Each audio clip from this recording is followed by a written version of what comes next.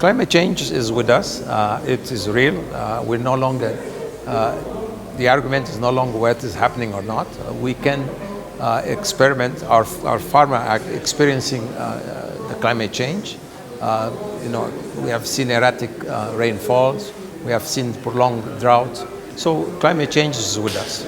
So with FAO, we've been working with the farmers, particularly in the cattle corridor, but as well as in the northern and Karamojan region, to really build a climate resilient agricultural production in Uganda. Looking at ways that we introduce crops that are resistant to the climate shock. Working with the farmers for them to improve on their agronomic practice. Install irrigation systems that allow them to not depend too much on the rainfall, but also improving the post-harvest practice that are all important for us to not only reduce food waste and loss, but to ensure that farmers put on the market products that really have the quality that is required. So it's a range of intervention when it comes to climate change. We spoke on the need of tapping into climate financing. Globally, we do have vertical funds to finance climate change.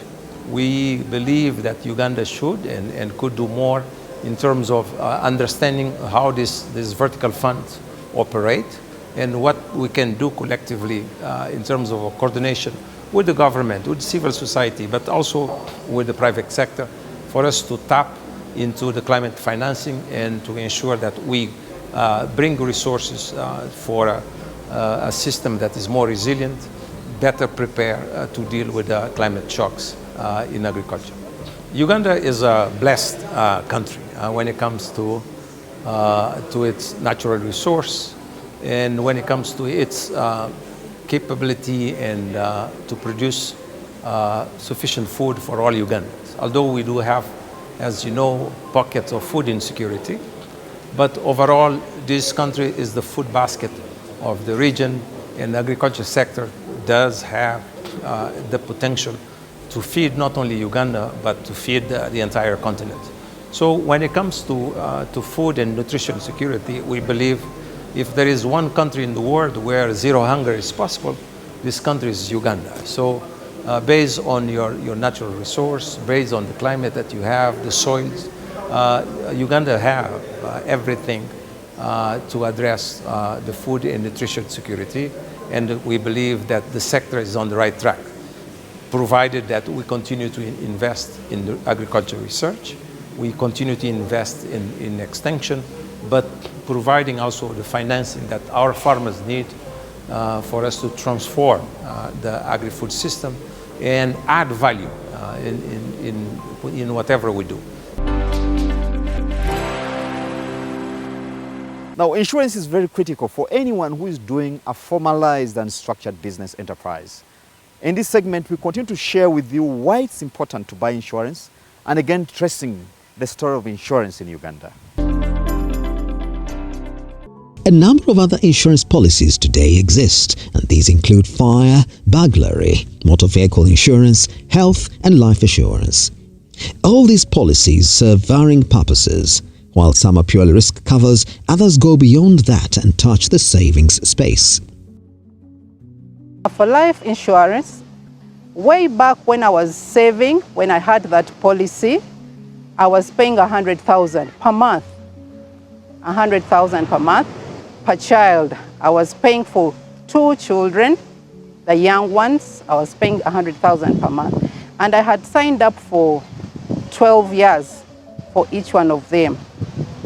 And then that started way back in 2010, and when it matured, I was paid the money. I am still alive. Some people insure because they may get, death is actually normal. Anyone can die. So if you die before the 12 years, then you are sure that your child will continue with education. I was lucky that the 12 years passed, and I just had to get that money as a lump sum. These policies can be purchased directly from an insurance company or through intermediaries.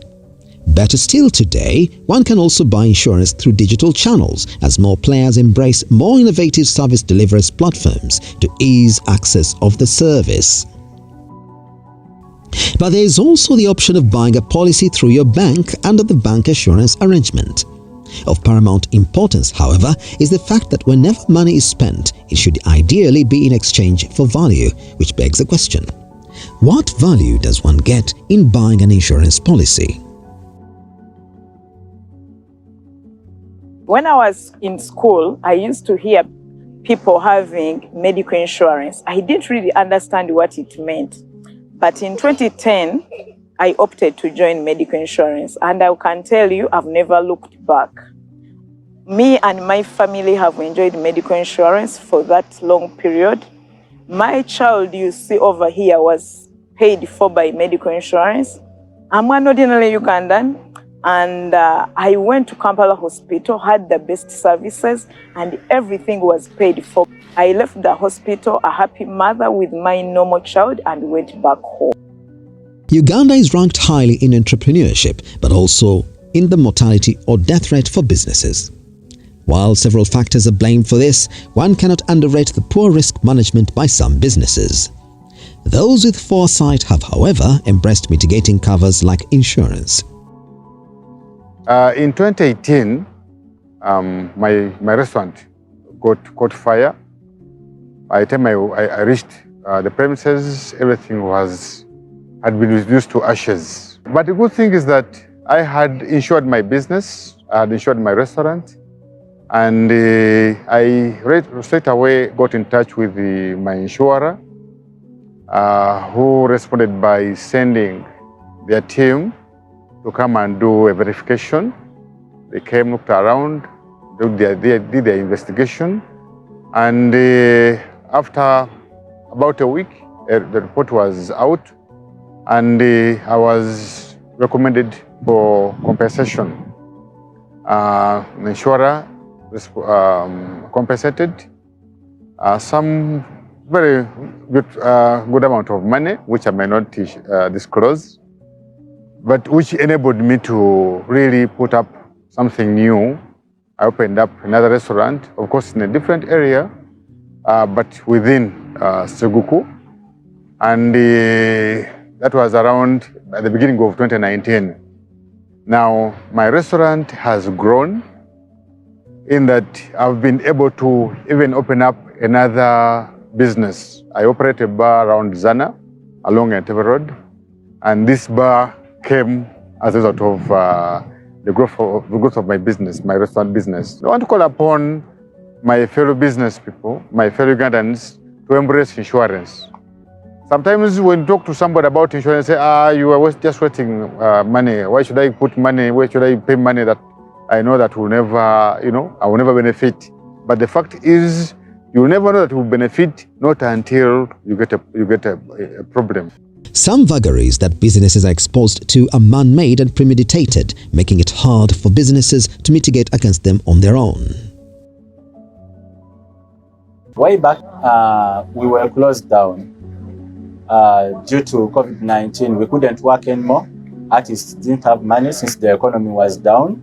And since our studio was locked for quite a long time, certain individuals came and broke in forcefully, They put the door out, Some of our equipment was destroyed, some was taken. And, it was kind of a problem because we didn't know where to begin from. The economy had shut down. We didn't have capital to buy these things. We went to our insurer, and our insurer helped us refund everything we had lost. When the economy had to resume, we also resumed like other businesses. We are working. You may take up the same insurance policy, go to any insurance company out there. They will take you into their insurance, different policies, and subscribe to this burglary insurance policy. For us, we are still running our business uninterrupted because we got a very good compensation. There seems to be consensus that moving from one place to another, especially on the road, comes with its fair share of risk, looking at the number of accidents that happen every day. In Uganda, besides the mandatory third-party policy, there are more options such as the Motor Comprehensive Policy, which offers more benefits. My name is Teddy Sanyu. I live in Namgongo. One afternoon, it was a Saturday afternoon, I was coming from the farm actually, as in my RAV4, that was my first car. And there's a steep slope. And you know when you're driving at the slope, you're at a high speed. So a big goat with huge horns from nowhere happened to cross the road. I thought quickly, I'm like, I'm not going to stop because instant stopping meant hurting the people in the car. So what I did, I just hit it and had to stop ahead. Yeah. I decided to calm down and call my insurer, and they took me through the claims process, sent me a form, of course not at that time, but later on, sent me a form to fill, a claim form, explained what exactly happened, and within at least 1 week, my car was taken to the garage, of course the garage of my own choice, and it was worked on and back on the road. In today's dynamic and fairly challenging social and business environment, and indeed one where social strings seem to be breaking and can rarely be counted on for support in times of need, having an insurance policy is considered prudent thinking bordering on necessity.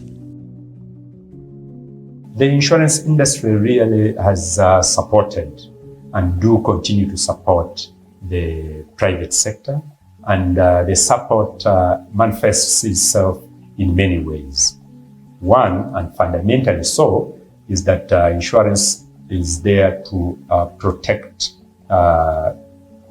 people, their business, and in case of any loss, they are supposed to be reinstated to the positions they enjoyed prior to the loss or any destruction. Insurance has over the years provided that protection. Close to 600 billions, which is about 50% of the underwritten premiums, has been paid back to those people who have suffered losses. That means those businesses, if they didn't have insurance, they would never come back to life. I want also to tell the pessimist that insurance is inevitable for all of us, because just examine the economies which have managed to grow. Insurance is put as a first priority. For us who are growing, we decided to make it as a last priority or as a luxury. I want to confirm once again, insurance is not luxury, but a must-have. It is therefore not surprising that today over 2.4 million people in corporate organizations have insurance covers.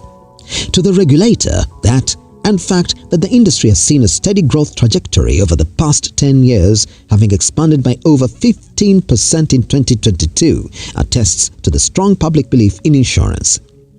These are also fruits of sound supervision, regulation, and administration in affirmation of the Insurance Regulatory Authority's commitment to protect the interest of the insured.